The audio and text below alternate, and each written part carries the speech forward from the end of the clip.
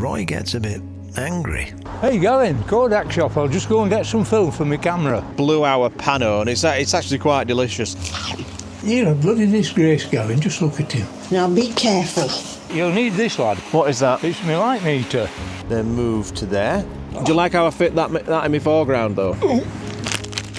Almost perfect. And we get that hot red glow. This thing knows what it's doing. And you'll be right then. All right.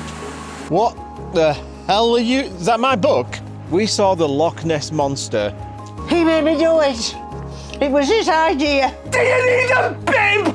Come on, now, come on. I don't need it, Roy. Have it. Today, we're going to enjoy some landscape photography in Ireland. But before we do that, we're having a beautiful flat white coffee and a very healthy O'Hare's. O'Hare's. It looks like O'Hare's. Yeah, it's O'Hare's Bakery. There's only 4 of them though. Have you guys got anything? What are you guys having? I may have it later. But I only got 4. So. Oh, I see. Yeah. They're all yours. Well, yeah, you should have said when I bought them. Oh, okay. Do you think you can eat so many, Gavin? Well, I'll start off with one anyway. Well, I suppose you'll manage. Yeah, I mean, my diet's out the window. It really is. But I'll pick it up when I get home. But I figure while I'm a disgrace, I might as well go all out. There's no fill in this bugger, is there? I'll try one anyway. Right, which one of these is the biggest? No, I think I'll go for this one. Oh God, that's brilliant. Oh God. Oh, that's good, that is. Oh, that is beautiful. Haven't you forgotten something? Not the bib again, Mother. Well, look at your face. Yeah, it's on my face. Yeah, and it'll all drop down onto your coat. You need your bib on, you know full well. Now be careful. Thanks, Mum. I'm telling you, I don't need a bloody bib. You're a bloody disgrace, Gavin, just look at him. I'm ashamed to be sat here with him. He doesn't alter, does he? I don't know. There's only 3 left. And there's only 3 of us left. Well, you put me right off anyway, lad. Why don't you just eat some of the cream that you put on your bib? Oh, yeah. Come on, lad, get a bloody move on.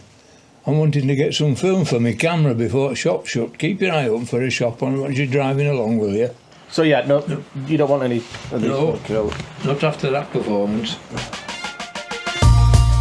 So we joined Donegal rush hour so Roy could get some film. Hey Gavin, Kodak shop, I'll just go and get some film for my camera. And so after spending his entire life savings on a few rolls of film, we finally got back to sheep dodging and an unexpected photo opportunity. Now, I promised myself I wouldn't do this, but this is my very first Irish waterfall. I was just driving past and Hey, Gavin, what are you doing? Hey, Roy, I'm just photographing this waterfall. That's a beauty. Well, you'll need this, lad. What is that? It's my light meter.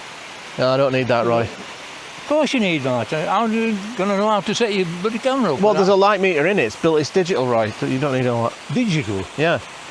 I'll tell you something, it won't be as accurate as that. I bought this in 1965, I think it was. Yeah. How much did you pay for it?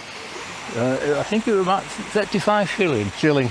And it's never let me down, ever. Yeah. And it tells me exactly how to set my camera up. Yep. That's dictating to you, is that? Now come on, lad, have a bit of bloody sense and use this. I don't need it, Roy. I'm all right, thanks. This thing knows what it's doing. And you'll be right then. All right. Come on, now, come on. I don't need it, Roy. Have it. I don't want it. All right then. All right then. Look here.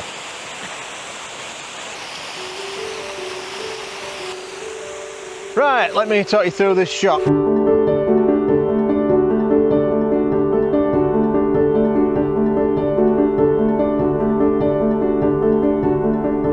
It's quite an interesting thing to watch that light meter work. No batteries required, so there is something to be said for the old film days.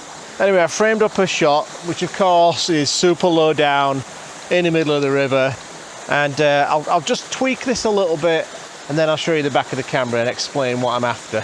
So what I'm going for here is this really pleasing vertical. And you know me, I always like to cut off the very top of a waterfall so that you don't really see where it's coming from, which gives us a nice element of mystery. And then you can see this cascading down this cliff, hitting that pool, and then it starts to go further down river. And I've just filled the foreground with this little cascade here. Now, when I was stood up higher, you've got all of this complicated river rock here, which is not that pretty to look at. So by getting down low and getting down to here, what that does, if I just use this camera, what that does, it just simplifies that central part of the composition and just makes this beautiful cascade, one long traveling creek down through this cliff and then into this valley. Very, very simple, not much to it. I'm gonna polarize this shot just to pop those colors a bit, probably focus stack it because the camera's about 8 feet from that nearest rock, and that should be about it. So if this shot turns out to be any good, here's the shot.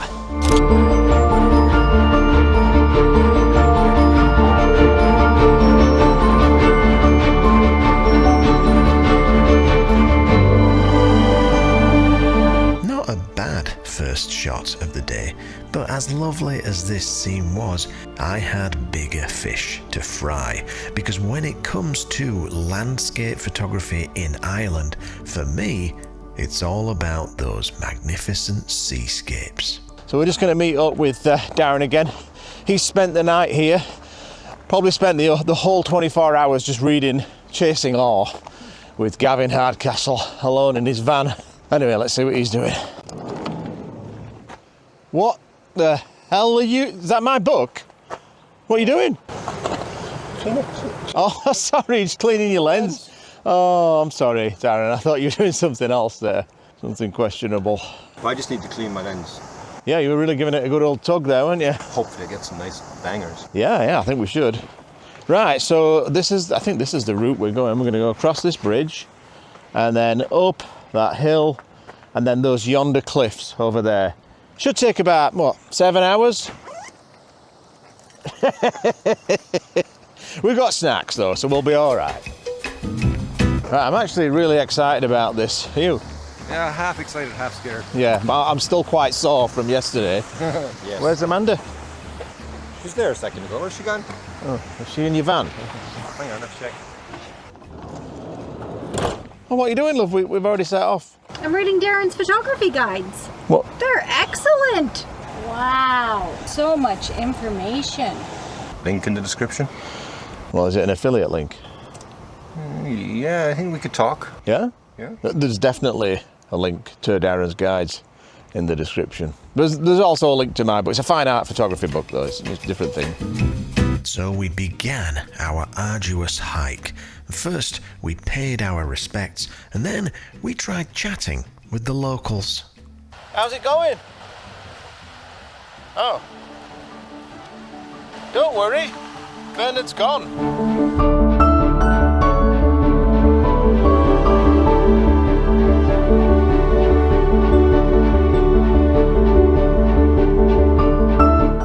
Weather was perfect for hiking.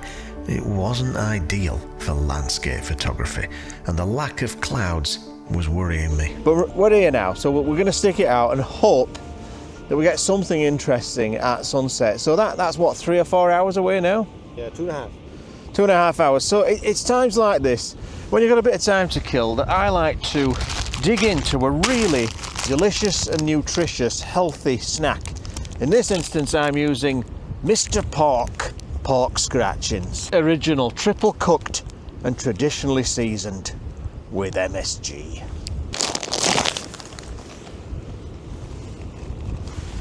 Sorry, what I meant was a bag of oranges. Much healthier. Jelly babbies. Jelly babies. That's what I said. Do you want one? Can I have several? Ladies first. Let's see how it is. Just the one, no, Just the mate. one Just the kilo. one. Just the one. All right. There we go, just one. There's only one left. Have you never had a pork scratching before? So this is my first time ever. How can you be Irish and you've never had these? Pork scratchings is something that's either in the UK or the US. We don't have them here. Really? Well, so this is a first, eh? Okay. You're gonna love these. Just don't chew too hard, otherwise your teeth will shatter. I've seen the state of your chompers. Do you have a number for emergency medical? Yes. Smells like chicken. It's rotting pig flesh.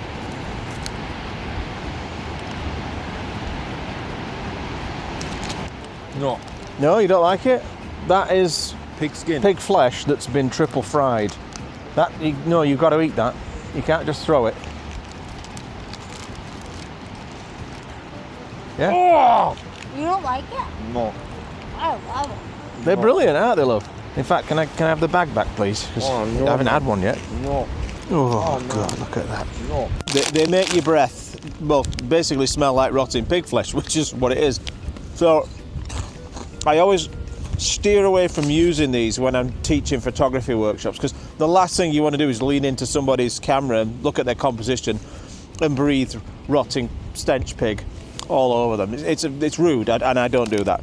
But in a case like this, where I'm not close to anybody, I'm eating the whole bag. Oh, the whole bag, love. Now, I promised myself I wouldn't do this because of my skiffy leg. But I've got to do it. The view from here is just tremendous. Let me flip this around and show you what I'm looking at. But it's just a very sketchy cliff. But look at all this cool foreground with that epic background. But I'm stood on this sort of, it's kind of like a bit of a knife edge. That's a big drop down there. And then that's a big drop down there. It's not too bad, it's just a little bit. You know, if I didn't have a sprained ankle, it would be no problem, but with this ankle, I'm just taking these tiny little baby steps, as I just don't trust myself. But man, this is quite tremendous. So I'm going to go a little bit further down there, just kind of traverse this ridge down to about there, because I'm wondering if this little cliff will be a nice foreground. The only problem with the composition from here is that I feel like there's a big empty expanse of nothing. If there was a sea stack there or some big waves coming in, this would be my shot without doubt.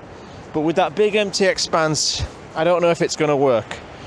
But we'll see. I'll go a bit further, just follow this sheep trail down here and then just see what that looks like very, very slowly.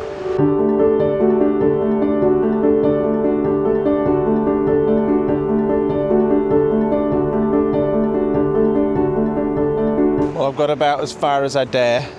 It's starting to freak me out a little bit now. I don't think it's really worth the risk, certainly not going back up and getting all my gear. So I need that space to be filled, so I'm going to go further along that way and try and get closer to these pinnacles that you can see here. Make that more of my foreground. But this is just absolutely magnifique.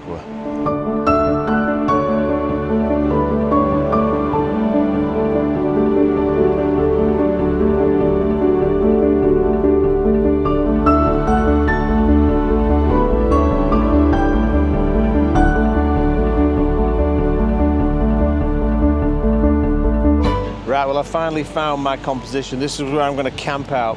And I think what it was that swung it for me was, I mean, it's pretty sketchy on this cliff, but when you look straight down this cliff, I really love this nub, this spiky rock that you could just, hopefully you could just see it there in my foreground. And then of course you got these huge sea stacks. The rest of the scene is absolutely majestic. So I might change that slightly depending on what the sky does. As you can see, there's not much going on. So my composition right now has hardly any sky in it, but I'm hoping that that changes and I can perhaps feature a little bit less foreground and a bit more sky. We'll have to see. Oh man, it's sketchy on this. I don't like getting too close.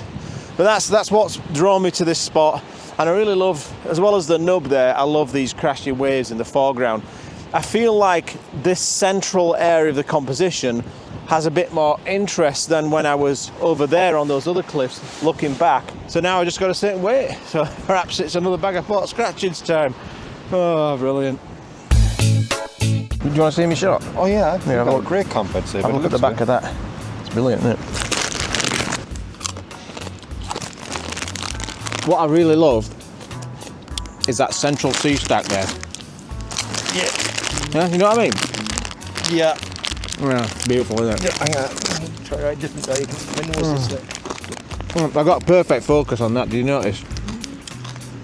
Yeah. Do you like how I fit that in my foreground though? Hang on. Yeah. That's it. Yeah. Oh, that is on. Yeah, what? Great shot. Yeah. Not some pot scratchings. Well, the sun is about, I'm going to say 25 minutes from setting. The light is absolutely gorgeous. I mean, look at all of this light on these sea stacks and pinnacles. It's perfect, but there's no clouds. It's just almost perfect, but without the clouds, it's going to be a struggle. So I think what I will have to do is hang around till blue hour just to see if there's some atmospheric colour. That'll give me a nice long exposure as well, but man, it's almost perfect but not quite. But we'll see. I'm not going to go anywhere until I've got a shot. But what a location this is.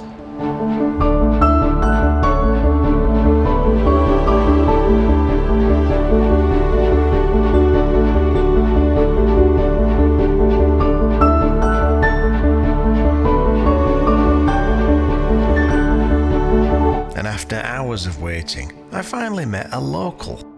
I'm so sick of just chewing on grass. I'd give anything to just chew something else. Well, what if I told you Yeah? I had a bag of pork scratchings? Really? Yeah, and you can have the whole bag. Oh, seriously? Are you just messing with me now? Yeah, Ugh, yeah, I am. Sorry, that was a bit wrong of me, wasn't it? wanker. Now I do have a plan B in mind. See if this makes any sense to you. So, if you look out into this scene, what I'm going to do for my plan B is cut out all of this that you can see in the foreground. I'm going to use the 55mm. I didn't bring my telephoto because I didn't want to hike with it. But hopefully the 55 will get me close enough to create a thin strip of just, I would say, those little pinnacles that you see over there going into the cliffs there. So it's just this slice out of the top of the frame that I was just working with, but I'll do it as a pano. So it might take 3 shots, maybe 4 horizontal shots. And that way, because it'll just be a narrow, thin pano, probably a 65-24, you can just see those clouds in the distance. They'll be pretty close to the top of the frame. And it'll cut out all of this and really simplify the comp and feature what I think are the most impressive sea stacks that you could see in the center there. So that's my plan B. We shall see if it's required, and if it is required, we shall see if it works. I think it should. My pano is going to start right about here. That's going to be one shot. That'll be the second. And then that will be the third. Maybe I'll need a fourth there. Yeah, I'll take that because I love these. There's my blurry finger. I love these dry stone walls.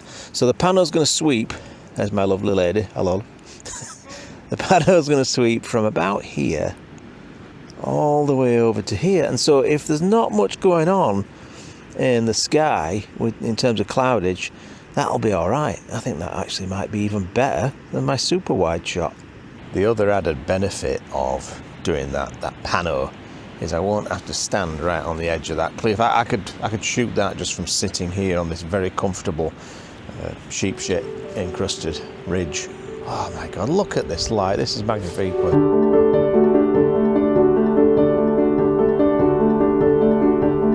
All right, the sun is setting right now, and right where there's clouds, absolutely magnifique. But as always, there's no clouds where I'm shooting. Oh, it's just great, isn't it? But anyway, I'm dedicated now to shooting this pano. So I'm going to show you the back of the camera and just explain this to you. It's pretty much what I showed you earlier. But I think this is actually going to work. There's just a little cloud in front of it now, so that this has kind of gone a little bit soft and diffused. I'm hoping that it pops out from under a cloud and we get that hot red glow. Right, so this is the pano. I'm going to start here, take that shot, then move to there, take that shot, then move to there and take that shot. So it's 3 frames, so it kind of sweeps through the scene, kind of like this. If I just do this, that's your shot, that's your pano, but none of this. So it's kind of like, I know this looks really lame. That's your pano, like that. Imagine my hand as the edge of the frame. That really looks terrible. You get the idea. Anyway, this pano turns out to be any good. Ooh, the light's coming back. Here's the shot.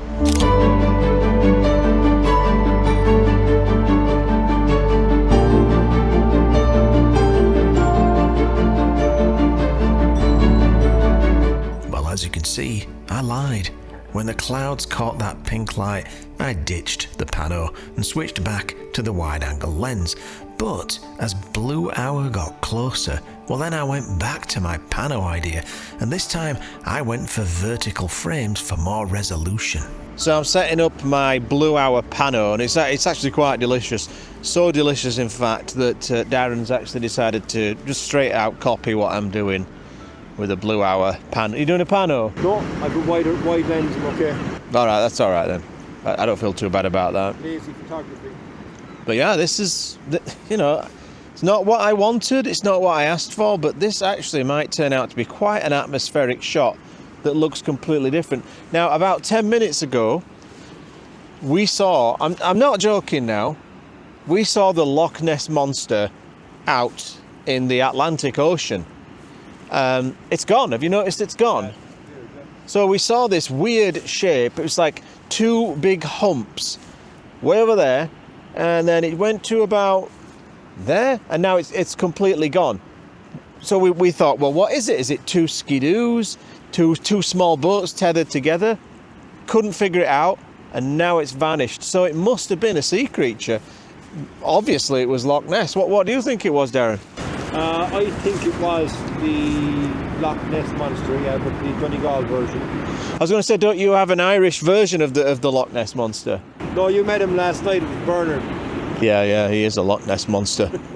No, but seriously, it's gone now, which kind of worries me, because if it was some people that were stuck, should we have phoned the Coast Guard? Where are you looking?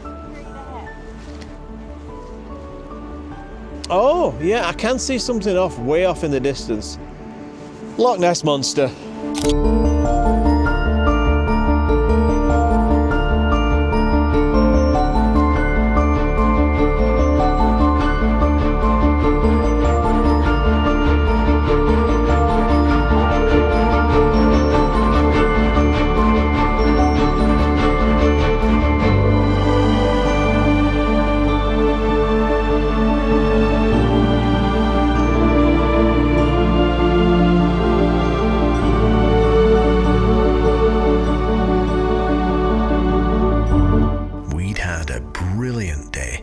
Did have to get back to the old folks who'd been waiting patiently.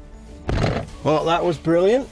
So if you guys want to just put your seatbelts on, we'll... Oh, I have.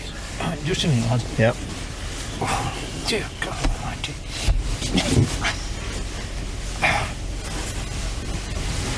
Where's it gone? Where's bloody... Oh, it's here. Just a minute.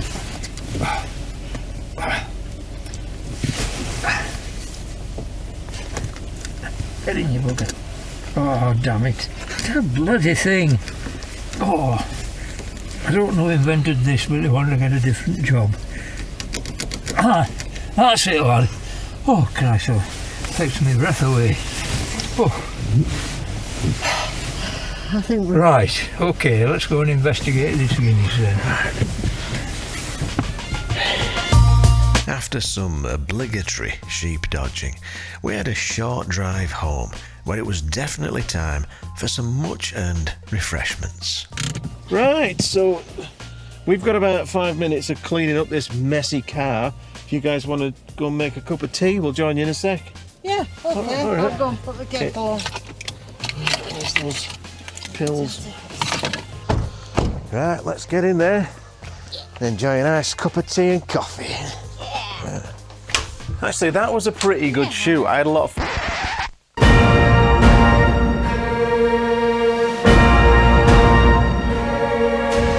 Oh! God, I can't believe this. After all you said about my mess, you pair of absolute disgraces. Roy wanted to eat it. That's a bloody lie. You two have got box out. What, do you need a bib, Mum? Eh? Who needs a bib now, eh? He made me do it. It was his idea. Do you need a bib? Do you need a bib? Yeah. And it still works perfectly. How much did you pay for that in the 70s? I think it were about 35 shilling. It won't be as accurate as this, I'm telling you. I think it will, Roy. Well, you'll get on with it, lad, but I think you need to know exactly what's going on. Oh, sometime in 1960. Oh yeah, what do you pay for it? Well, I think it were about 35 shilling. I don't think I need it, Roy, but I appreciate the effort. Now, come on, be sensible, lad. You need this.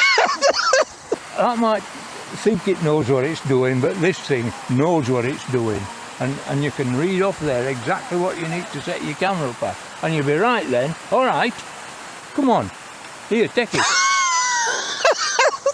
But I think you should be using that. I don't want it, Roy. God, will you accept it or not? No, I won't. I think you...